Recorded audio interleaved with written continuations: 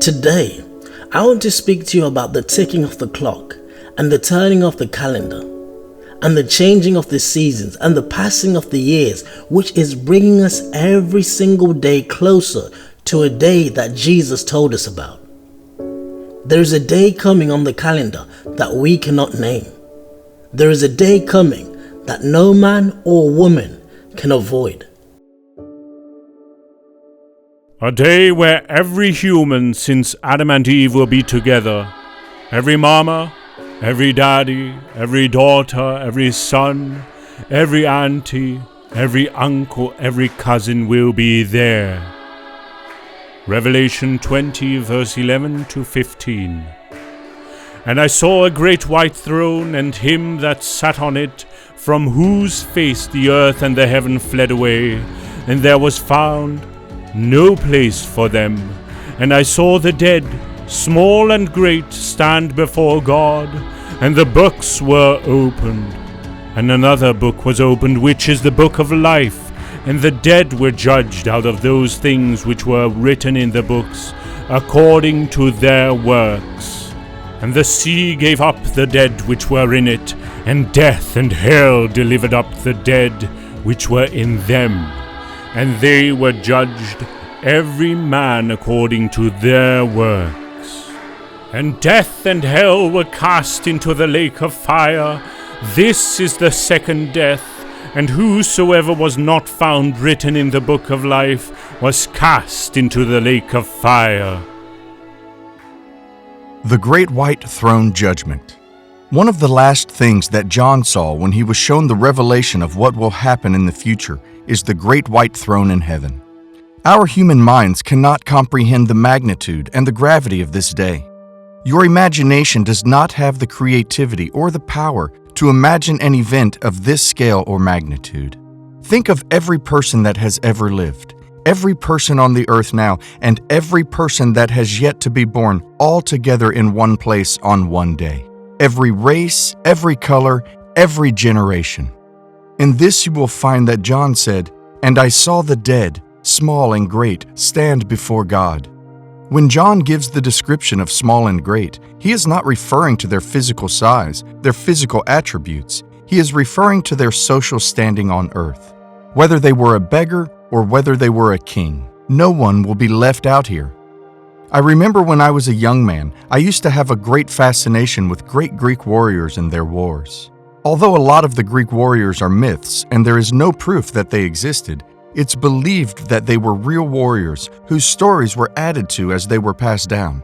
They will all be there. Achilles, the legendary hero of the Trojan War, he will be there. Even the Greek philosophers, Heraclitus, Archimedes, all of the great conquerors of the world will be there. Genghis Khan, Alexander the Great, Tamerlane, and even all of the beggars that have lived throughout the ages. All those that their names have been forgotten in history will be there. This judgment is not for the saints. This judgment is for the lost. In a courtroom, if you have ever seen it, there are those who will be facing judgment, and there is a barnist that separates them who will just witness it. And the saints at this point have already faced their judgment and will be behind the barnist just to witness it. Many times we have been hearing and reading about Judgment Day. We have been told the different things that will happen on Judgment Day, but we do not know those who will be judged and who will judge these people. John said that he saw a great white throne and God was sitting on the throne. He described what happened when his throne appeared. Heaven and earth fled from his face. This should tell you something about God in his judgment day. Heaven and earth will flee from the face of God because the power of God will be too great for them to withstand. This means that this judgment will lack mercy, it will lack favoritism, it will lack grace. It will be a pure and honest judgment. Hence why the throne is white, because it represents the purity of the judgment about to take place. We may not understand this and then think all souls will be judged there. Not everyone will be judged here. The Bible never said children of God will be part of those that would be judged there. The children of God will be judged at the judgment seat of Christ. 2 Corinthians 5:10, King James Version.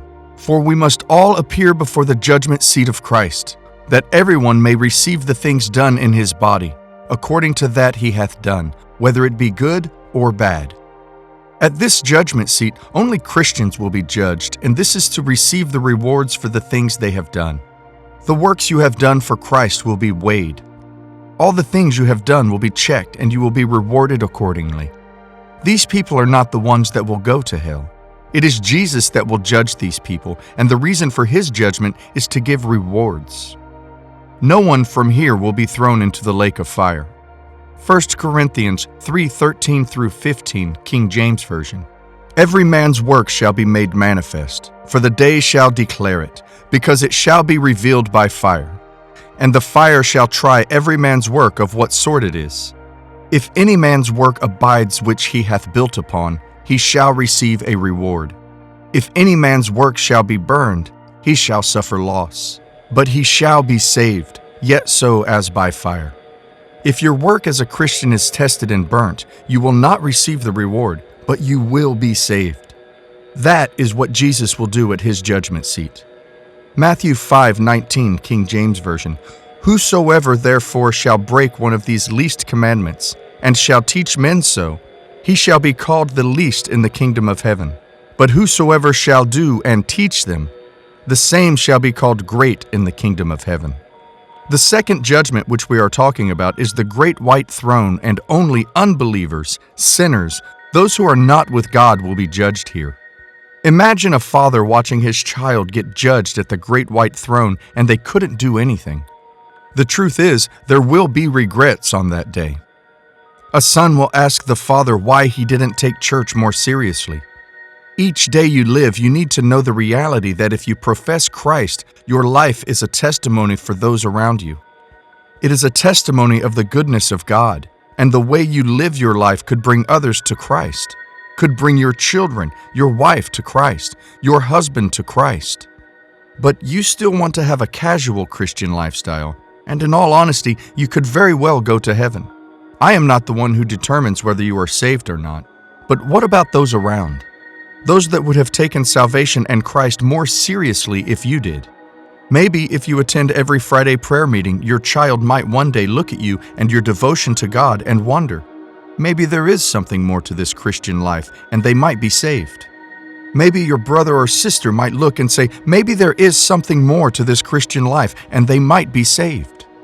At the great white throne, those who are just churchgoers, those who have the form of holiness but deny the power thereof, those who rejected salvation, all of these people will regret their actions. Here at the great white throne, there are no good rewards. No one will be welcomed as a faithful servant. These are the people who have not allowed grace to wipe away their sins, those who have not called on Christ to forgive them and clean their records to start new. John said that a book was opened and some other books were opened. Those books have records of the things they have done. None of these things has been cleared because they did not seek after salvation and seek forgiveness. Have you imagined that the fear of God will be all over the place, that no one will be able to look at His face? I honestly believe that on this day we will see a side of God that we have never seen before. Look at Revelation 20:11. And I saw a great white throne, and him that sat on it, from whose face the earth and heaven fled away, and there was found no place for them. Look at this phrase, whose face the earth and heaven fled away. That is the Judge, the great Creator, the Alpha and Omega, El Shaddai, Elohim, Adonai, Abba, El Elyon, God Almighty, the mighty Creator, who is from everlasting to everlasting, who knows no beginning and knows no end. He will be the judge on this day.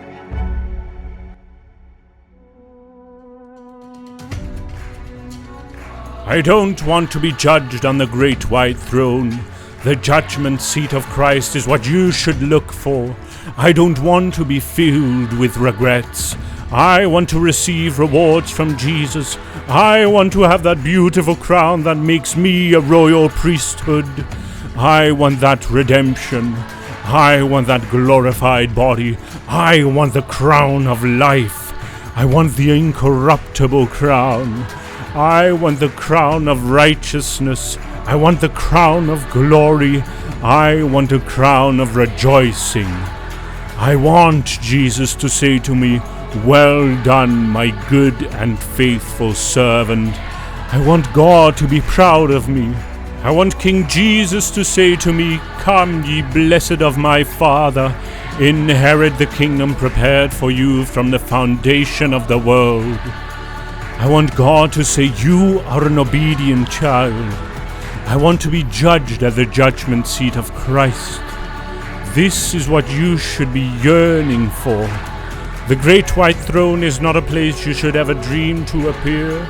Don't allow the devil to make you lose your way and then regret it in the latter days. It can be easy for a human being to forgive, but sometimes it is always hard to forget. But when God forgives you, He forgets immediately. The past is gone. You have been forgiven. You must not go back into the sin anymore.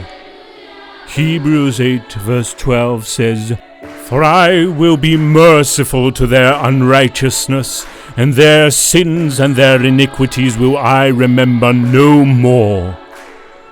There is the judgment seat of Christ, and there is the great white throne of judgment. Where do you want to appear? This is a decision that you have to make now. Don't wait till tomorrow.